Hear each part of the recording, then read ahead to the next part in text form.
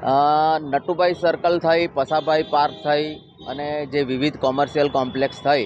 અને ચકલી સર્કલ સુધી 30 વર્ષ ઉપરાંતની હયાત ડ્રેનેજ ગ્રેવિટી લાઇન છે. હવે એનું જે લાઈફ સ્પાન પૂરો થઈ જવાના કારણે છેલ્લા 7-8 વર્ષથી આ લાઇન પર ભંગાણ પડવાના, લાઇન ચોકિંગ થવાના ઘણા પ્રશ્નો સર્જાયેલા હતા અને એના કારણે આ લાઇનના જેટલા પણ કેચમેન્ટ એરિયા છે એમાં અમી society, Bakul society, Pasabhai park, ત્યારથી પસાભાઈ પાર્કથી લઈને ચકલી સર્કલ સુધીના કોમર્શિયલ કોમ્પ્લેક્સ વિસ્તારમાં ડ્રેનેજનો પાણીનો નિકાલ ન થવાની ગંભીર સમસ્યા સર્જાયેલ હતી. છેલ્લા 2 વર્ષથી તો આ બહુ જ સિવિયર પ્રોબ્લેમ થઈ ગયો હતો. ખૂબ જ પાણી ભરાઈ રહેતું હતું, પણ અત્યારે પણ હમણાં 2 વખત વરસાદ પડ્યો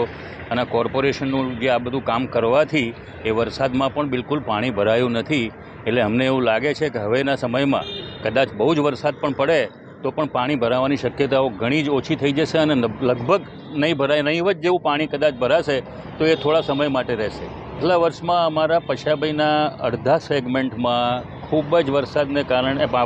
કારણે ખૂબ પાણી ભરાયું હતું અને પછી એમાં શું થતું હતું કે ડ્રેનેજ લાઈનો પણ ચોકઅપ હોવાથી ગંદુ પાણી બધું એમાં ભેગું થતું હતું અને ખૂબ ગંદકી થતી હતી અને મચ્છર ને એ બધાનો ત્રાસ અને લોકોને બધા જ તકલીફો, રોગચાળો પણ ફાટી નીકળ્યો હતો અને નીકળવાની વધારે શક્યતાઓ હતી.